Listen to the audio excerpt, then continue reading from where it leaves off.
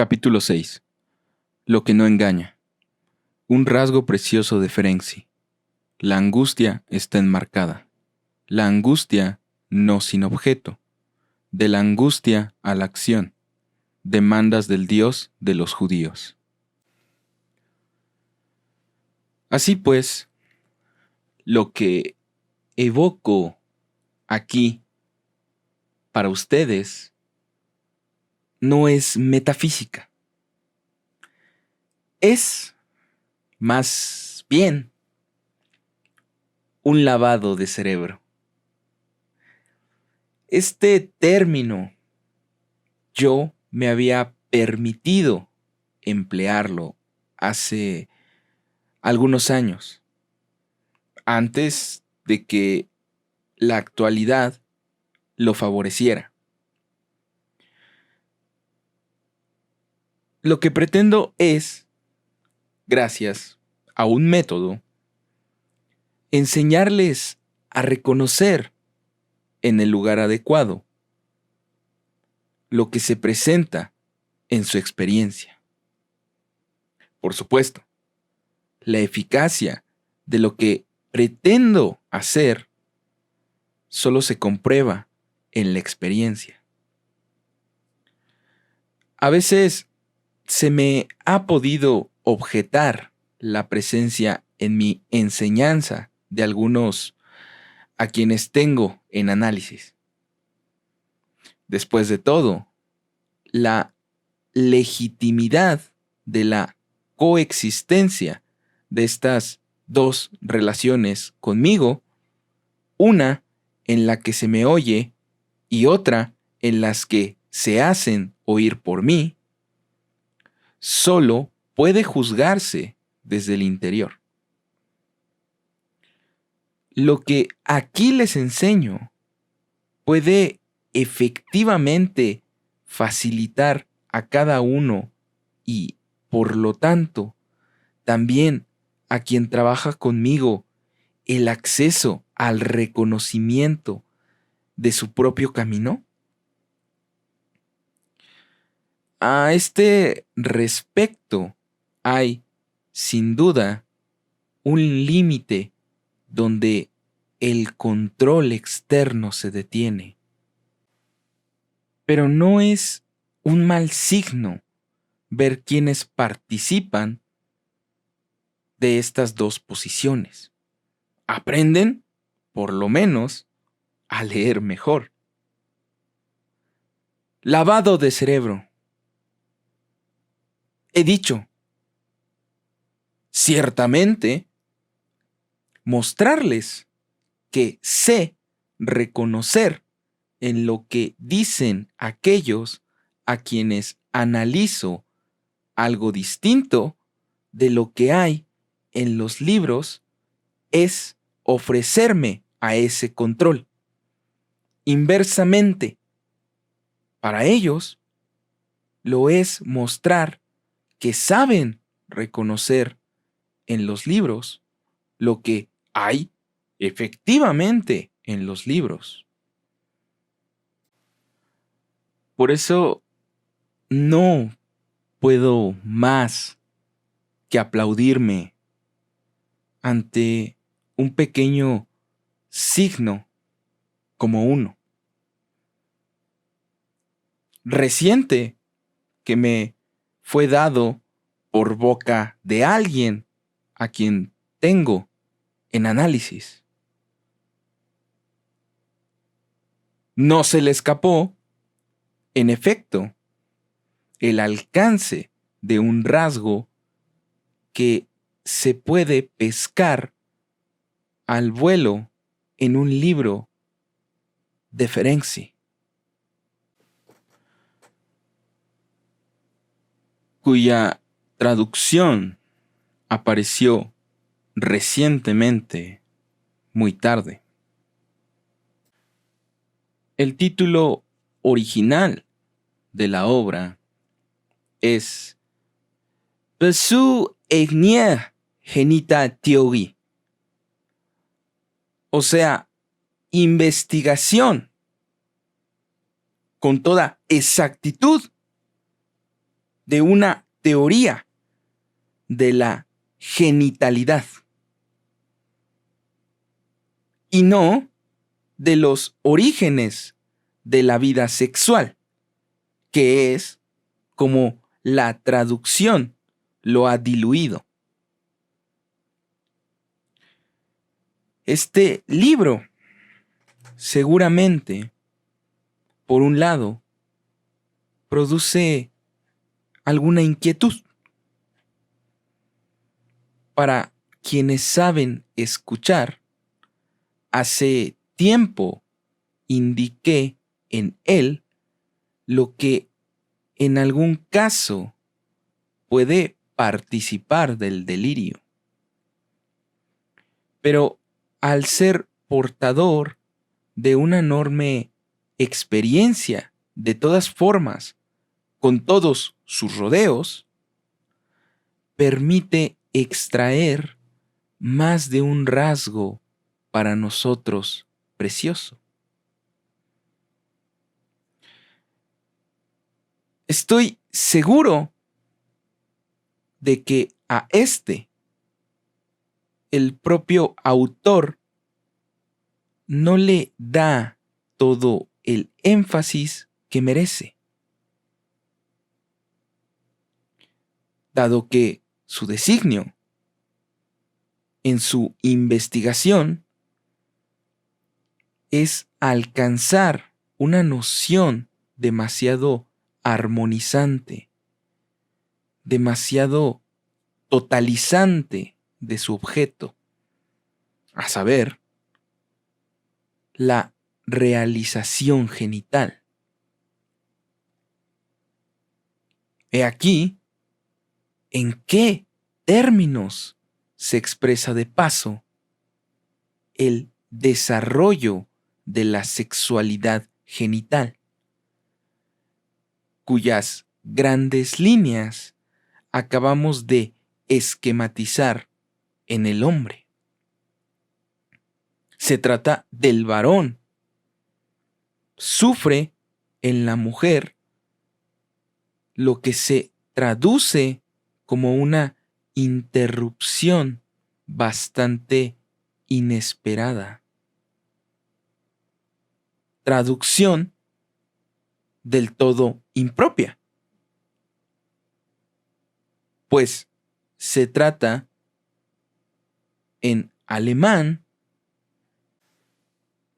de ein ziemlich unbemittet Unterbrechung, lo cual quiere decir una interrupción en la mayoría de casos sin mediación. Esto significa que no forma parte de lo que Ferenczi califica de anfimixia y que, a fin de cuentas, no es sino una de las formas naturalizadas de lo que llamamos tesis, antítesis, síntesis. O sea, el progreso dialéctico, por así decir, término que, a pesar de no estar valorizado en el espíritu de Ferenczi, anima efectivamente toda su construcción.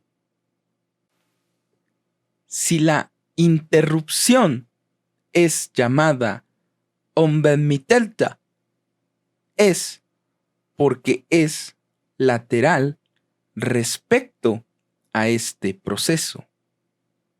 Y no olvidemos que se trata de encontrar la síntesis de la armonía genital.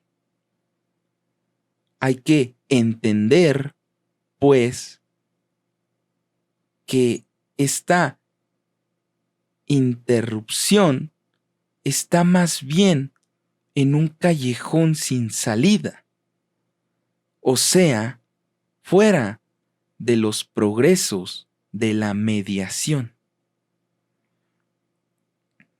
Esta interrupción, dice Ferenczi, se caracteriza por el desplazamiento de la erogeneidad del clítoris, pene femenino a la cavidad vaginal. En este punto, no hace más que acentuar lo que nos dice Freud.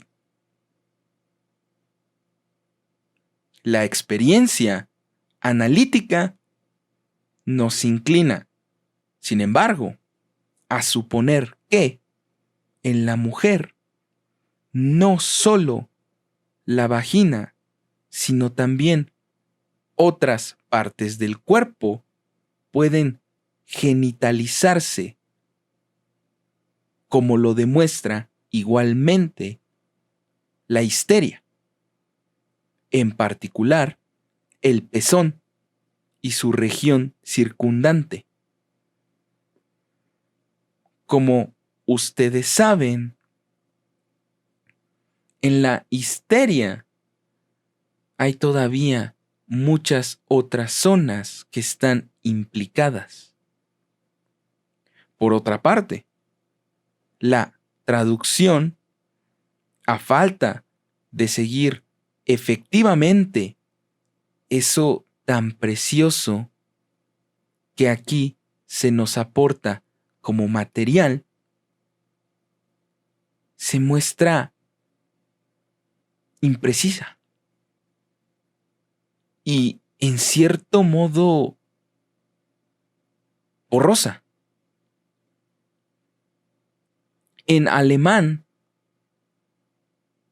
no dice lo demuestra igualmente, sino simplemente nachher der Hysterie, o sea, a la manera de o según la modalidad de.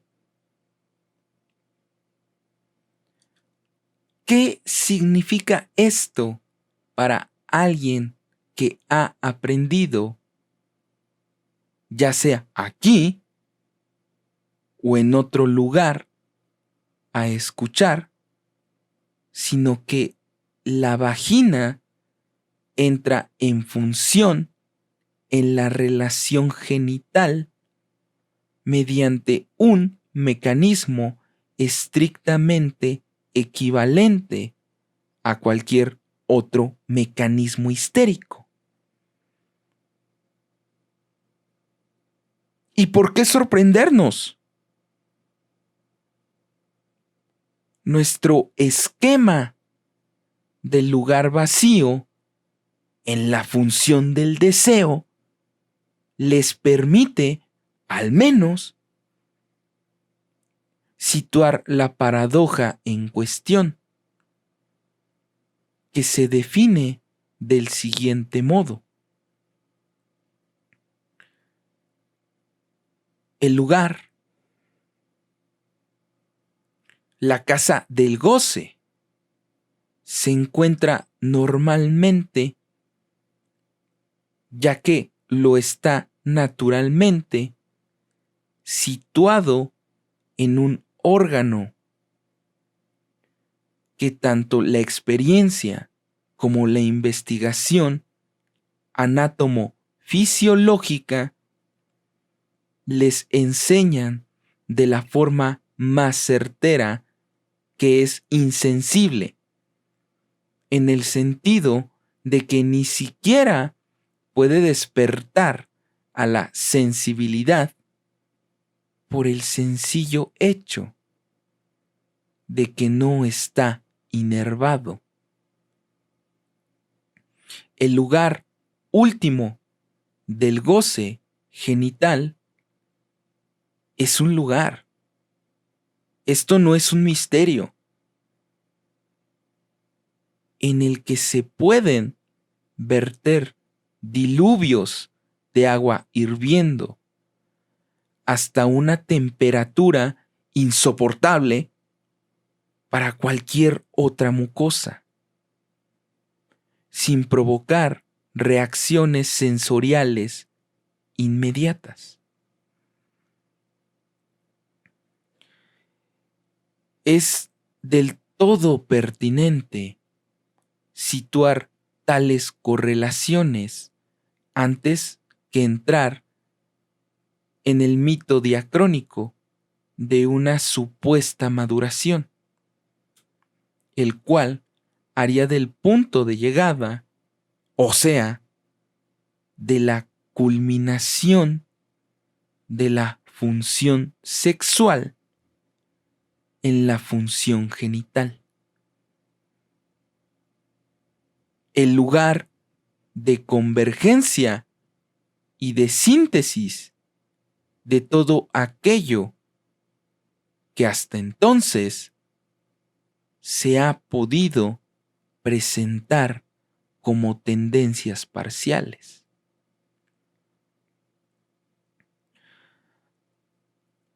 Reconocer la necesidad del lugar vacío en un punto funcional del deseo y constatar que la propia naturaleza, la fisiología, no ha encontrado en otro lugar su punto funcional más favorable. Nos libera del peso de esas paradojas que han hecho imaginar tantas construcciones míticas alrededor del supuesto goce vaginal, y nos sitúa así en una posición más clara. Aunque, por supuesto, no es que no podamos indicar nada más allá de esto.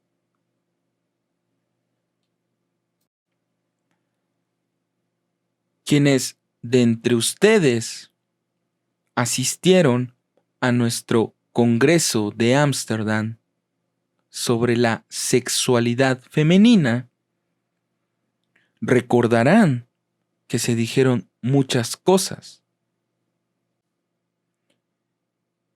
y meritorias sin que se pudieran ser efectivamente articuladas y situadas a falta del registro estructural que yo indiqué en la apertura de aquellos trabajos y cuyas articulaciones trato de darles aquí.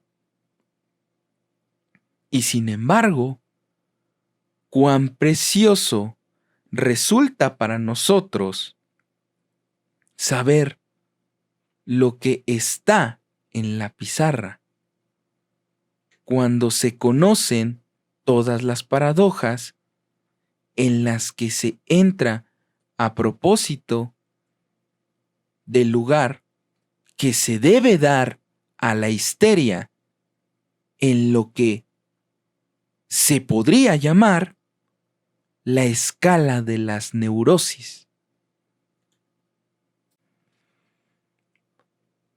En razón de las analogías evidentes con el mecanismo histérico, cuyo elemento principal yo les he indicado, se suele considerar a la histeria la neurosis más avanzada, al ser la más cercana a la culminación genital.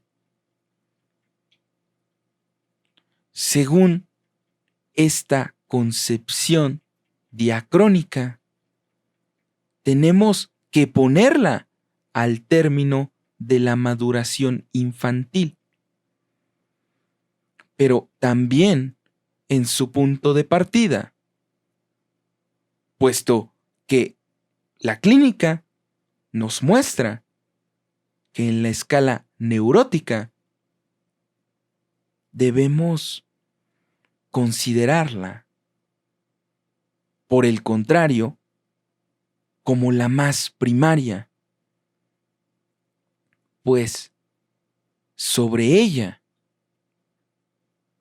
se edifican las construcciones de la neurosis obsesiva. Por otra parte, las relaciones de la histeria con la psicosis, con la esquizofrenia, son evidentes y han sido destacadas. Lo único que puede permitirnos, aparte de flotar al capricho de las necesidades del caso a exponer, no poner a la histeria, ya sea al final, ya sea al principio de las supuestas fases evolutivas, es ponerla de entrada en relación con lo que prevalece, a saber, la estructura sincrónica y constituyente del deseo en cuanto tal, donde lo que yo designo como el lugar del blanco, el lugar del vacío, desempeña siempre una función esencial. Que esta función sea puesta en evidencia en la estructura acabada de la relación genital es a la vez la confirmación de lo bien fundado de nuestro método y el comienzo de una visión más clara, desbrozada de los fenómenos de lo genital. Sin duda, hay algún obstáculo para que lo veamos directamente, puesto que para llegar a ello tenemos que pasar por una vía algo desviada, la de la angustia. Aquí, ¿por qué estamos en ello?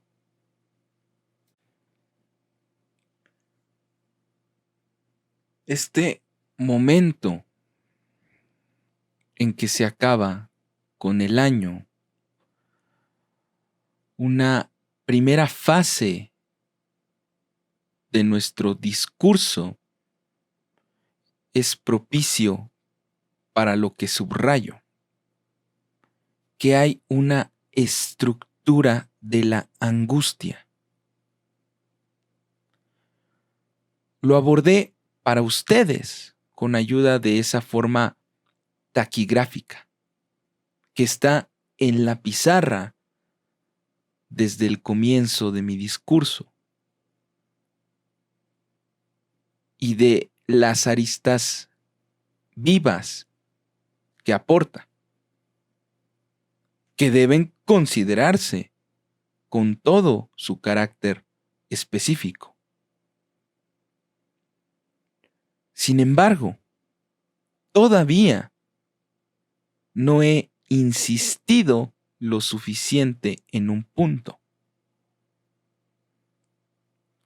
Este trazo es el espejo visto de canto.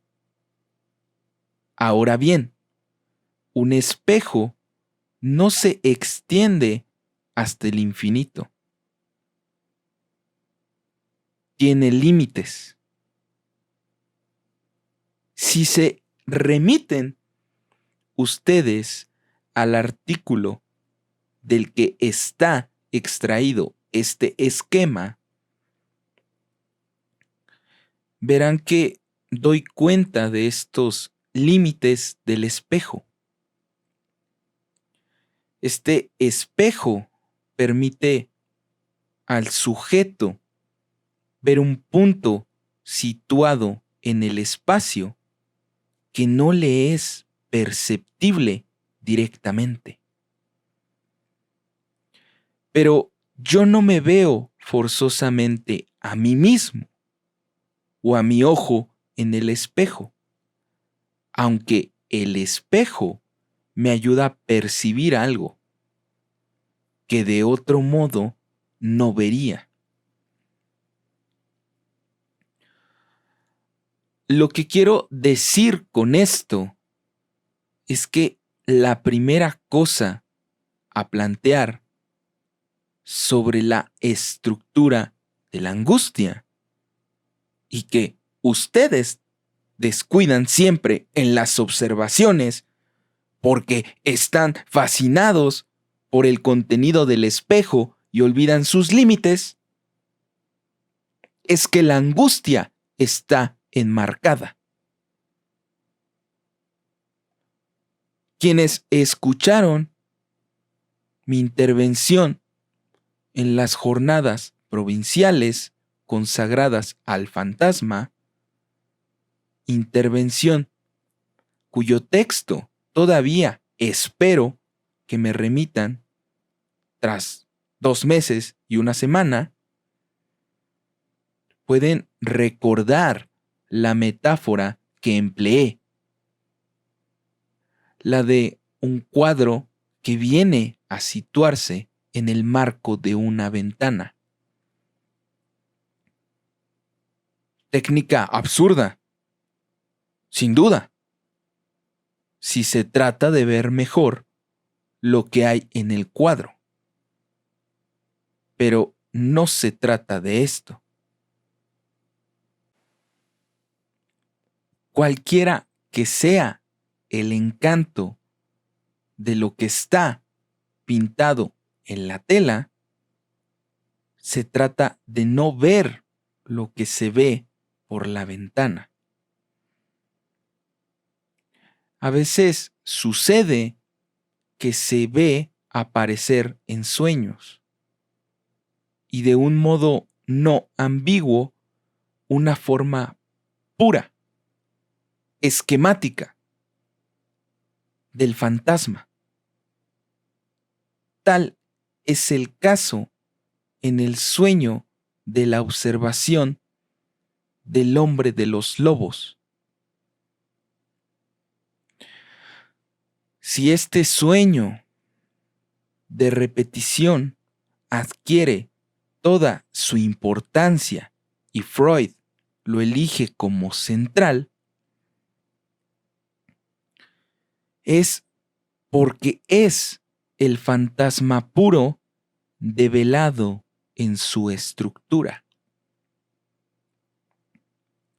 Si esta observación tiene para nosotros un carácter inagotado e inagotable, es porque se trata esencialmente de cabo a rabo de la relación del fantasma con lo real. Ahora bien, ¿qué vemos en este sueño? La ansia súbita. Los dos términos están indicados de una ventana. El fantasma se ve más allá de un cristal y por una ventana que se abre, el fantasma está enmarcado.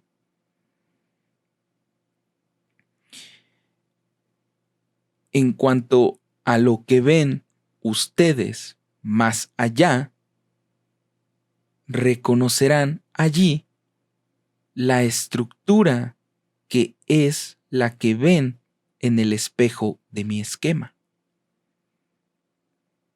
hay siempre dos barras, la de un soporte más o menos desarrollado y la de algo que está soportado. En este sueño son los lobos en las ramas del árbol. No tengo más que abrir cualquier recopilación de dibujos de esquizofrénicos para encontrarlo, por así decir, de a montones.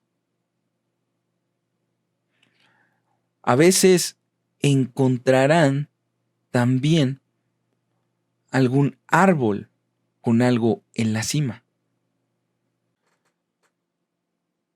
Tomo mi primer ejemplo del informe que presentó Jean Bobon en el último congreso de Amber sobre el fenómeno de la expresión. Vean este dibujo de una esquizofrénica. ¿Qué hay en el extremo de las ramas? Para el sujeto en cuestión, lo que desempeña el papel que desempeñan los lobos para el hombre de los lobos son significantes.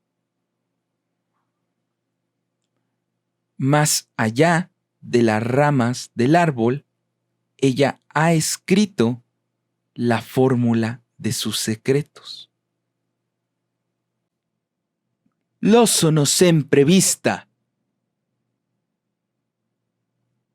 Es lo que hasta entonces nunca había podido decir. Siempre soy vista. Todavía es preciso que me detenga para hacerles ver que tanto en italiano como en francés, vista es ambiguo. No es solo un participio pasado, es también la vista con sus dos sentidos, subjetivo y objetivo. La función de la vista y el hecho de ser una vista, como se dice, la vista del paisaje. Lo que se toma como objeto en una tarjeta postal. Lo único que quiero destacar hoy es que lo horrible, lo oscuro, lo inquietante, todo aquello con lo que traducimos como podemos en francés, el magistral Unheimlich del alemán, se presenta a través de ventanillas. Es enmarcado como se sitúa el campo de la angustia. Aquí vuelven ustedes a encontrarse con aquello con lo que he introducido mi comentario, a saber, la relación de la escena con el mundo. Súbitamente, de golpe, siempre encontrarán ustedes este término en el momento de entrada en el fenómeno de lo Unheimlich. Siempre encontrarán la escena que se plantea en su dimensión propia y que permite que surja aquello que en el mundo no puede decirse.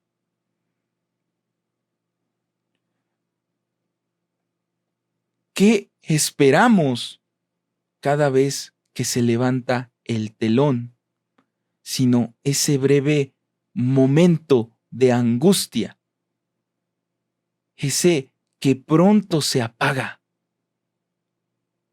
pero que nunca falta en aquella dimensión por la que, cuando vamos al teatro, hacemos algo más que ir a sentar nuestras posaderas en el sillón pagado a un precio más o menos caro. El momento de los 3 golpes y del telón que se alza. Sin este tiempo introductorio que pronto se elide de la angustia, nada puede adquirir el valor de lo que se determinará a continuación como trágico o cómico. Aquello que no puede, decía yo, tampoco en este caso aportan todas las lenguas los mismos recursos.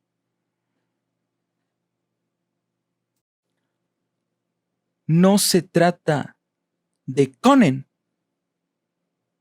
Por supuesto, pueden decirse muchas cosas, materialmente hablando, sino de Dorfo, de un poder que traduce mal el permitido o no permitido,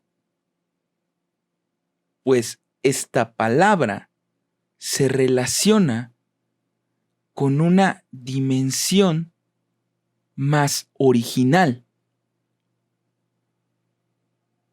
Incluso es porque mandar nech no se puede, por lo que mancan de todas formas se podrá. Aquí actúa el forzamiento, la dimensión de disparador que constituye la acción dramática propiamente hablando. Todo el tiempo que le dediquemos a los matices de este encuadramiento de la angustia es poco. Me dirán ustedes que la fuerzo en el sentido de reducirla a la espera, a la preparación, a un estado de alerta, a una respuesta que es ya de defensa frente a lo que va a suceder. Esto sí es el Batum, la constitución de lo hostil en cuanto tal. El primer recurso, más allá de la Hilflosigkeit. Si bien la espera puede, en efecto, servir, entre otros medios, para enmarcar la angustia, no es indispensable. No hay ninguna necesidad de la espera. El marco siempre está ahí. Pero la angustia es otra cosa. Hay angustia cuando surge en este marco lo que ya estaba ahí, mucho más cerca. En la casa, Haim es el huésped, me dirán ustedes. En cierto sentido, sí. Por supuesto, este huésped desconocido que aparece de forma inopinada tiene que ver enteramente con lo que se encuentra en lo unheimlich. Pero designarlo así es insuficiente, puesto que, como muy bien lo indica el término,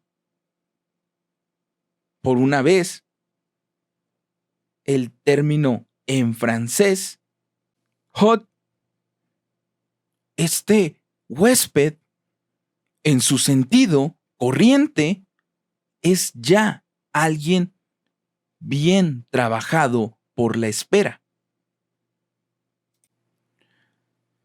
Este huésped es lo que ya ha virado a lo hostil, que es por donde he empezado este discurso sobre la espera. Este huésped, en el sentido corriente, no es lo heimlich, no es el habitante de la casa, es lo hostil, domesticado, apaciguado, admitido. Lo que es Heim, lo que es Geheimnis, nunca pasa por los rodeos, las redes, los tamices del reconocimiento. Ha permanecido unheimlich, menos inhabituable que inhabitante, menos inhabitual que inhabitado. Es el surgimiento de lo heimlich en el marco lo que constituye el fenómeno de la angustia. Y por eso es falso decir que la angustia carece de objeto. La angustia tiene otra clase de objeto, distinto del objeto cuya aprehensión está preparada y estructurada por la rejilla del corte, del surco, del rasgo unario, del es eso que opera siempre cerrando el labio o los labios del corte de los significantes, que se convierten entonces en cartas cerradas, remitidas en sobre cerrado a otras huellas.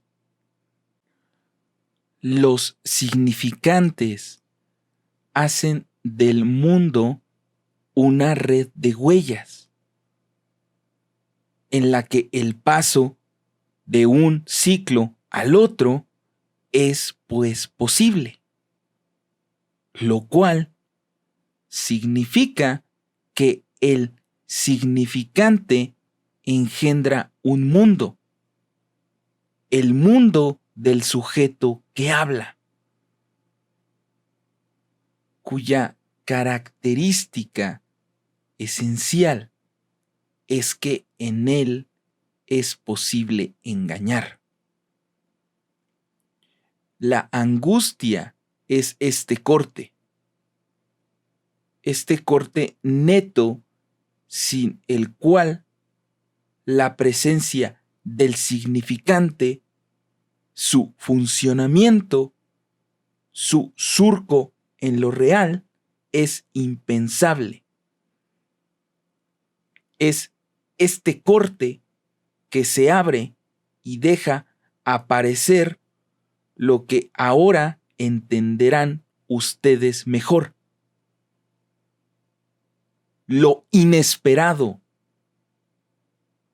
la visita, la noticia, lo que expresa también el término presentimiento, que no debe entenderse simplemente como el presentimiento de algo, sino también como el presentimiento, lo que está antes del nacimiento de un sentimiento. A partir de la angustia se puede tomar cualquier orientación, lo que esperábamos a fin de cuentas. Y esta es la verdadera sustancia de la angustia. Es ese lo que no engaña, lo fuera de duda.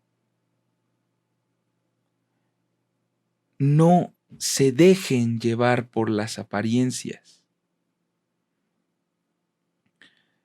Aunque el vínculo entre la angustia y la duda, la excitación, el juego llamado ambivalente del obsesivo, puede parecerles clínicamente apreciable. No por ello son la misma cosa. La angustia no es la duda. La angustia es la causa de la duda. No es la primera vez y no será la última que deberé indicarles que si la función de la causalidad subsiste tras 2 siglos de aprehensión crítica, es ciertamente porque no se encuentra allí donde la refutan.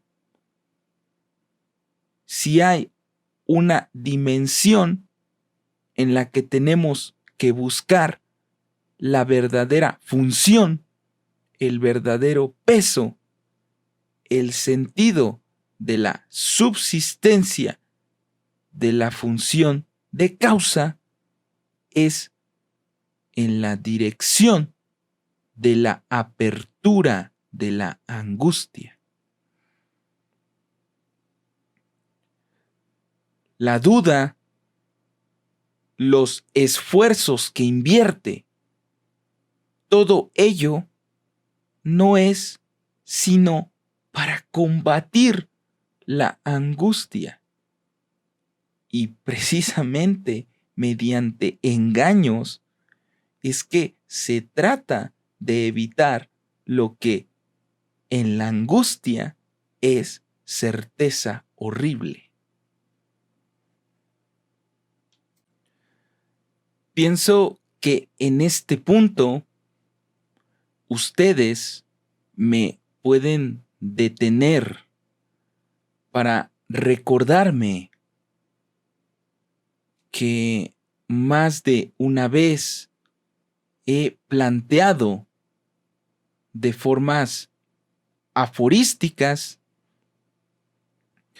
que toda actividad humana se desarrolla en la certeza,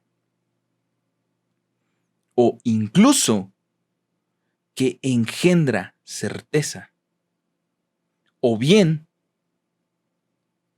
de una forma general que la referencia de la certeza es esencialmente la acción.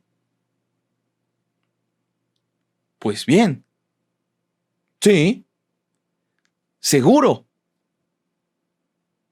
Y ello es precisamente lo que me permite introducir ahora que es quizás de la angustia de donde la acción toma prestada su certeza. Actuar es arrancarle a la angustia su certeza. Actuar es operar una transferencia de angustia. Y como resulta que estamos al final del trimestre, me permito plantear lo siguiente. Un poco de prisa para completar o casi completar los blancos que había dejado en el cuadro de mi primer seminario, ordenado a partir de los términos freudianos: inhibición, síntoma y angustia, con impedimento, embarazo, emoción y turbación. ¿Qué hay en los lugares vacíos? Hay el pasaje al acto y el acting out.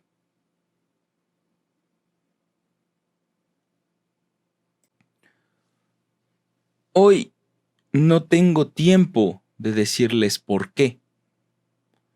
Por este motivo, he dicho que me limitaba a casi completar este cuadro. De todos modos, los haré avanzar por ese camino, haciéndoles notar, en estrecha relación con nuestro tema de esta mañana, la oposición ya implicada, incluso explicada en mi primera introducción de estos términos, entre lo que hay de más en el embarazo y lo que hay de menos en la turbación. Smyer, que es esencialmente, como les dije, la evocación del poder que no aparece, la experiencia de lo que le falta a uno en la necesidad. El vínculo de estos dos términos es esencial para nuestro tema, porque subraya su ambigüedad. Si aquello con lo que nos enfrentamos está de más, entonces no nos falta. Si llega a faltarnos, ¿por qué decir que en otro lugar nos causa embarazo? Tengamos cuidado de no ceder aquí a las ilusiones más lisonjeras. Ahora que vamos a enfrentarnos con el problema de la angustia, reconozcamos que quieren todos aquellos que han hablado desde un punto de vista científico. ¡Pactie! Lo que tuve que plantear al principio como necesario para la constitución de un mundo, el significante como posibilidad de engaño. Es aquí donde se revela que no es vano. Se ve mejor cuando se trata precisamente de la angustia. Y lo que se ve, ¿qué es? Que abordarla científicamente siempre implica mostrar que es una inmensa engañifa. No se dan cuenta de que todo aquello a lo que se extiende la conquista de nuestro discurso se reduce siempre a mostrar que es un inmenso engaño. Dominar el fenómeno mediante el pensamiento consiste siempre en mostrar cómo se puede hacer de un modo engañoso. Implica poder reproducirlo, o sea, hacer de él un significante. ¿Un significante de qué? El sujeto, al reproducirlo, falsifica el libro de cuentas. No es nada que deba sorprendernos. Sí es cierto que el significante es la huella del sujeto en el curso del mundo. Solo que, si creemos poder continuar este juego con la angustia, pues bien, con toda seguridad, saldremos perdiendo. Porque la angustia, precisamente, escapa a este juego. Así pues, es de esto de lo que debemos precavernos en el momento de captar qué significa esta relación de embarazo con el significante de más y de falta con el significante de menos. Voy a ilustrarlo. Sepan que si no fuera por el análisis, no podría hablar de ello. Pero el análisis tropezó con eso en el primer recodo. Por ejemplo, el falo. Juanito, tan lógico como Aristóteles, plantea la ecuación: todos los seres animados tienen un falo.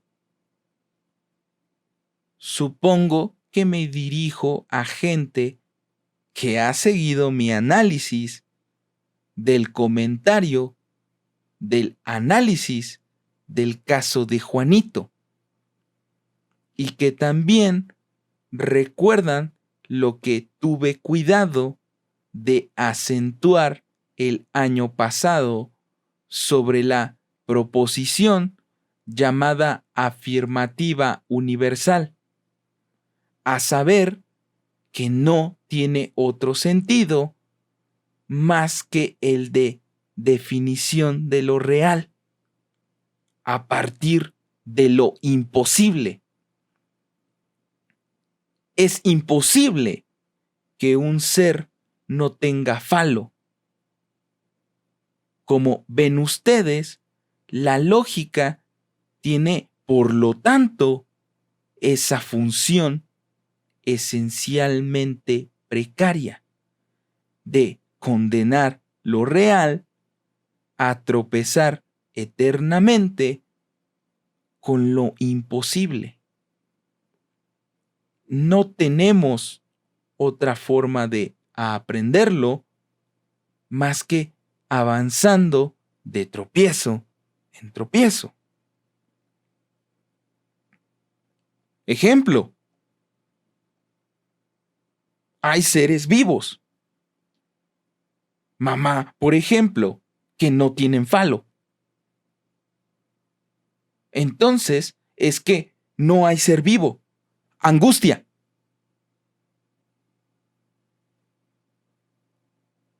Hay que dar el paso siguiente. Lo más cómodo es decir que incluso aquellos que no lo tienen, lo tienen. Por eso, ciertamente, nos aferramos en conjunto a esta solución. Los seres vivos que no tienen falo lo tendrán contra toda evidencia.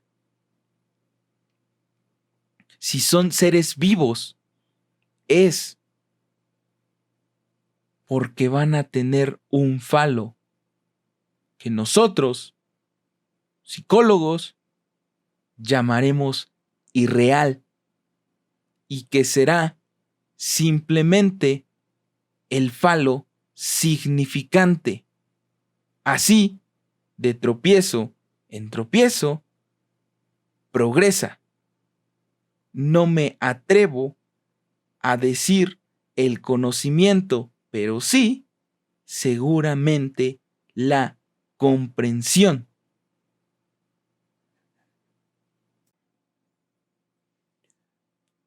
De paso, no puedo resistirme al placer de compartir con ustedes un descubrimiento, un hallazgo que el azar, el buen azar, lo que llaman el azar, y que lo es tampoco, me ha permitido hacer por ustedes.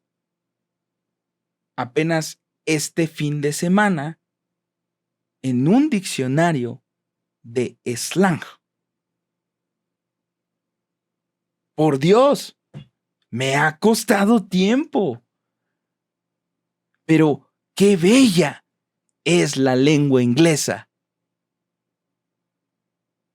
¿Alguien sabe aquí que ya en el siglo XV el slang hizo el hallazgo maravilloso de reemplazar a veces I understand you perfectly por I understand you perfectly? Lo escribo porque quizás la fonetización no les haya permitido captar el matiz. Este understand intraducible al francés incorpora al understand, que significa comprendo. El stumble, que quiere decir precisamente tropiezo, comprender es siempre adentrarse dando tumbos en el malentendido.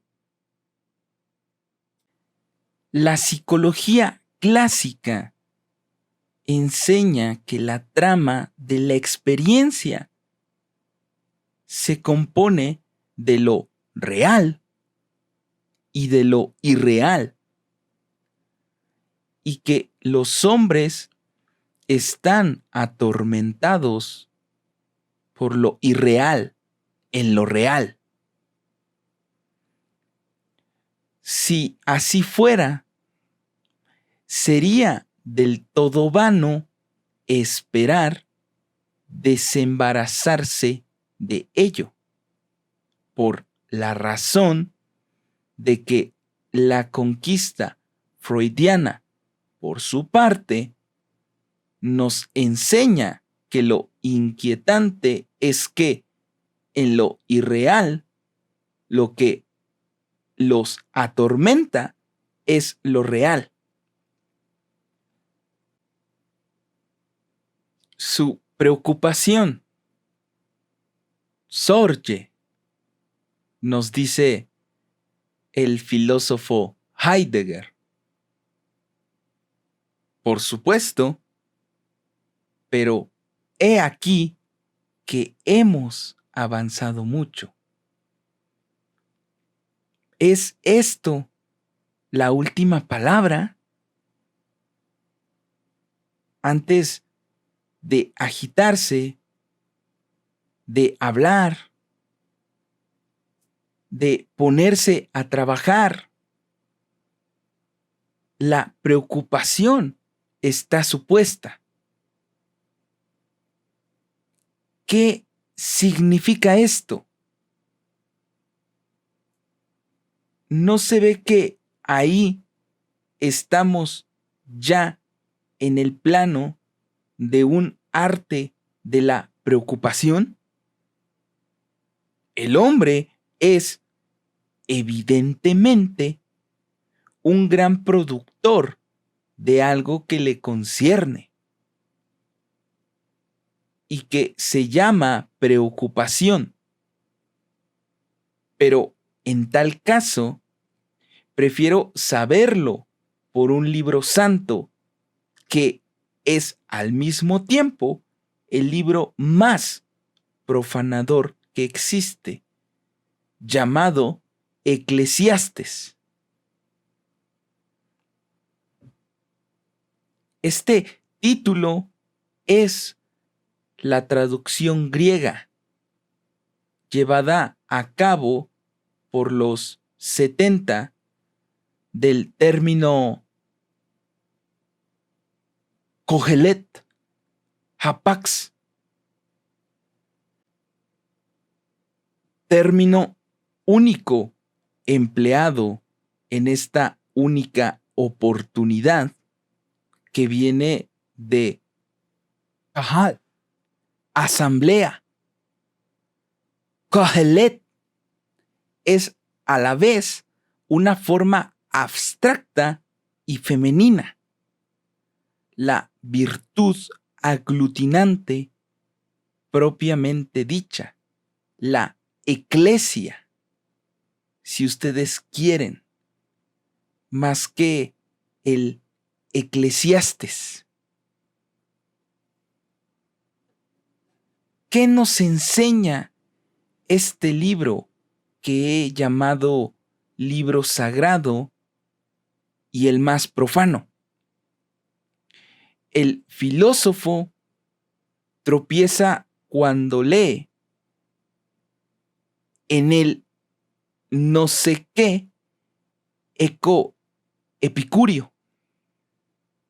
Esto lo he leído. Epicurio. Hablemos de ello. A propósito del Eclesiastes. Sé muy bien que ya hace mucho tiempo que Epicuro dejó de tranquilizarnos. Tal como era, como ustedes saben, su designio.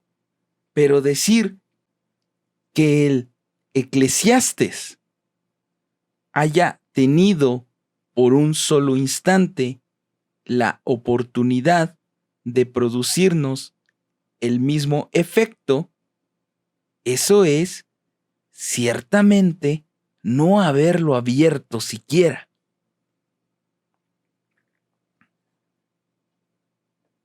Dios me pide que goce. textual. La Biblia es, sea como sea, la palabra de Dios. E incluso si no es la palabra de Dios, creo que ya han observado ustedes la diferencia absoluta que existe entre el Dios de los judíos y el Dios de Platón. Aunque la historia cristiana creyó encontrar respecto al Dios de los judíos su pequeña evasión psicótica en el Dios de Platón, ya es hora de acordarse de la diferencia que hay entre el Dios motor universal de Aristóteles, el Dios soberano bien, concepción delirante de Platón, y el Dios de los judíos, que es un Dios con el que se habla, un Dios que te pide algo y que en el Eclesiastés te ordena: goza.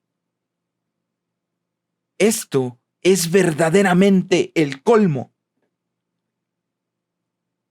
Gozar a la orden es algo que, si es que la angustia tiene una fuente, un origen, debe de estar de algún modo ahí. Todos podemos sentirlo. Goza.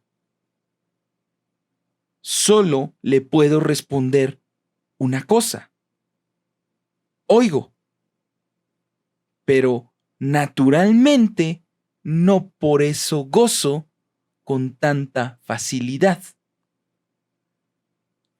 Tal es la clase de presencia en la que se activa para nosotros el Dios que habla, aquel que nos dice expresamente que Él es lo que es. Para adentrarme mientras esté a mi alcance en el campo de sus demandas, plantearé, porque está muy próximo a nuestro tema, por qué es el momento. Tienen razón, no es una observación reciente, que entre las demandas de Dios a su pueblo elegido, privilegiado, las hay muy precisas. Para precisar sus términos, parece que aquel Dios no necesitaba tener la presencia de mi seminario. En particular, hay una llamada circuncisión. Nos ordena gozar y además entra en el modo de uso. Precisa la demanda, deslinda el objeto. Por eso, me parece, ni a ustedes ni a mí les ha podido pasar desapercibido desde hace tiempo el extraordinario embrollo, la confusión que supone referir la circuncisión a la castración. Por supuesto, hay una relación analógica porque tiene relación con el objeto de la angustia.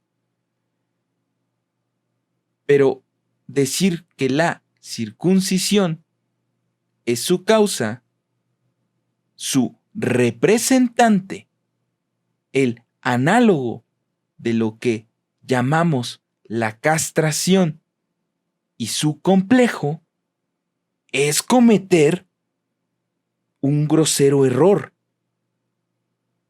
no salir del síntoma, o sea, de la confusión que en un sujeto circuncidado puede establecerse en lo concerniente a su marca, con algo que quizás esté en juego, en su neurosis, en lo relativo al complejo de castración. Nada menos castrador que la circuncisión.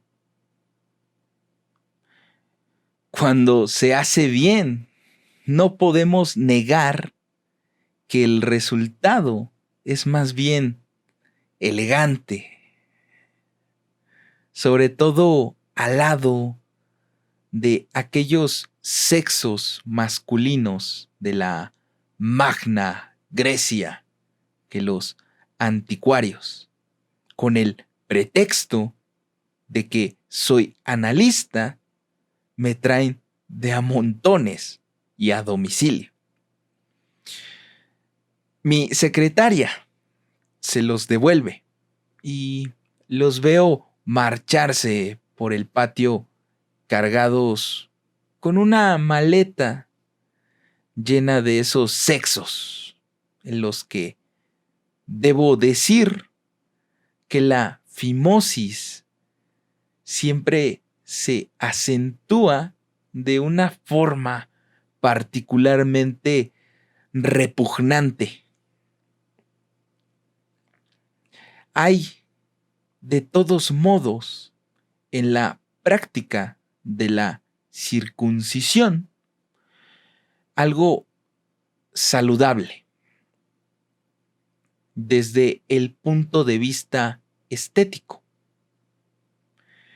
Por otra parte, la mayoría de quienes siguen repitiendo en este punto las confusiones que subsisten en los escritos analíticos captaron, de todas formas, hace tiempo, que se trataba también de reducir de forma significante la ambigüedad del tipo sexual.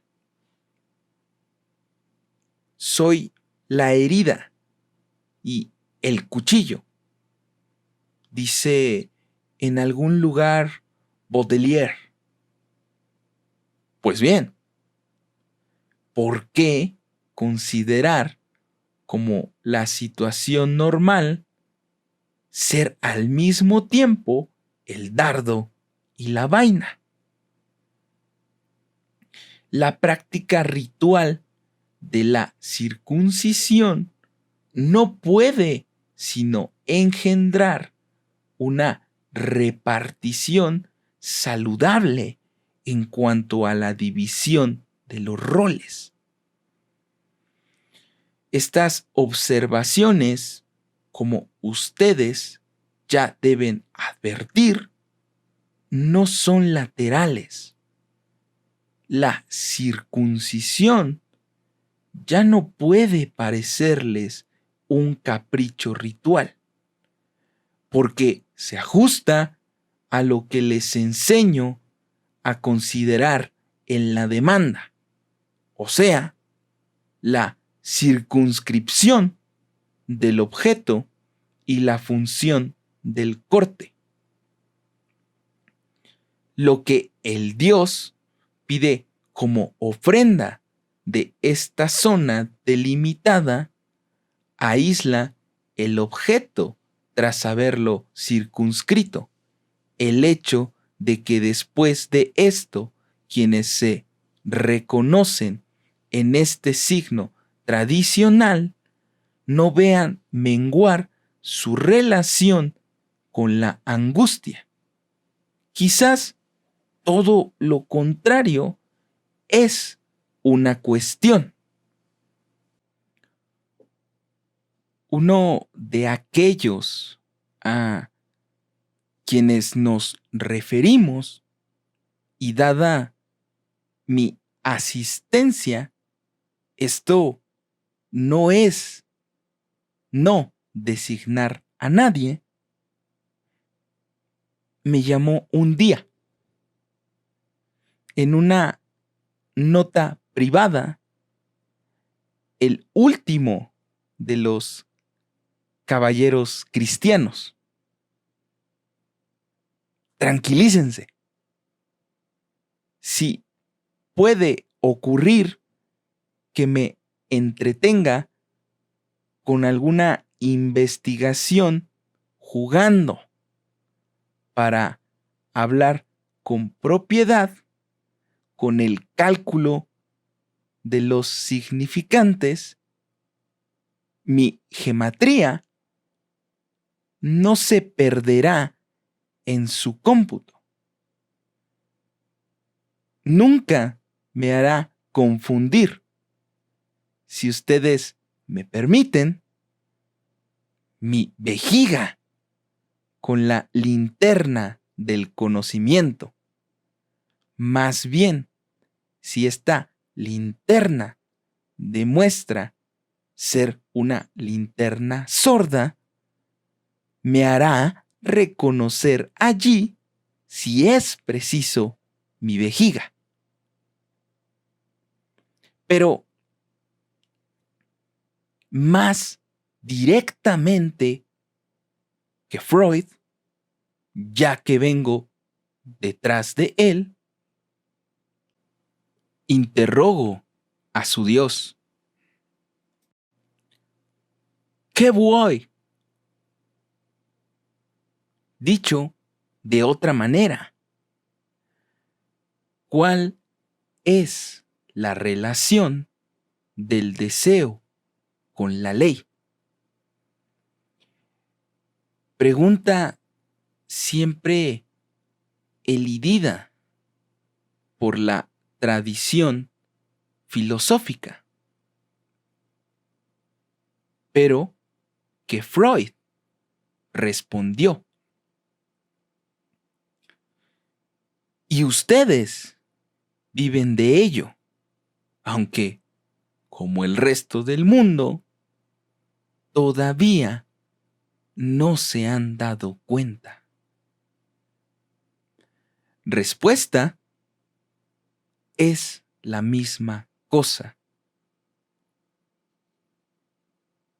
Lo que yo les enseño, aquello a lo que los conduce, lo que les enseño y que ya está en el texto enmascarado bajo el mito de Edipo.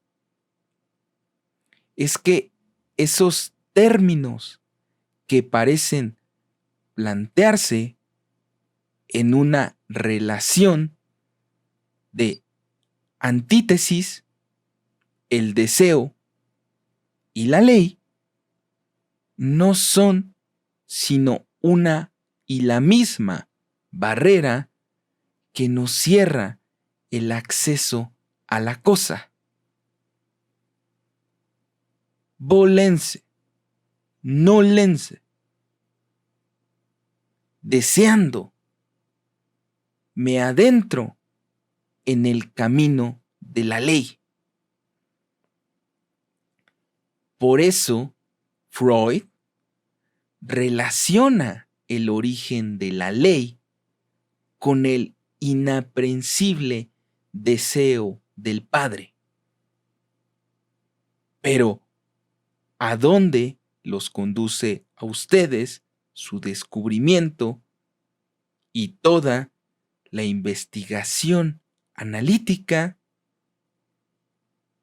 Es a no perder de vista lo que hay de verdadero tras este engaño. Me normalicen o no mis objetos, mientras desee, no sé nada de lo que deseo. Y luego, de vez en cuando, aparece un objeto entre todos los demás que, en verdad, no sé por qué se encuentra ahí. Por un lado, está aquel objeto del que he aprendido que cubre mi angustia, el objeto de mi fobia. Y no negaré que hizo falta que me lo explicaran, porque hasta entonces yo no sabía lo que tenía en la cabeza, salvo decir si ustedes tienen o no tienen. Por otro lado, está aquel objeto del que en verdad no puedo justificar por qué es ese el que deseo. Y yo, que no detesto a las chicas, ¿cómo es que me gustan aún más los zapatitos? Por un lado está el lobo. Por el otro, la pastora. Voy a dejarlos en este punto, finalizando estas primeras charlas sobre la angustia. Hay otra cosa que hay que entender de la orden angustiante de Dios. La casa de Diana, de quien en el momento que elegí para hacerlo, el del centenario de Freud, les dije que era la cosa de la búsqueda freudiana. Les doy cita para el próximo trimestre, para el Alalí del lobo. Este seminario se llevó a cabo el 19 de diciembre de 1962.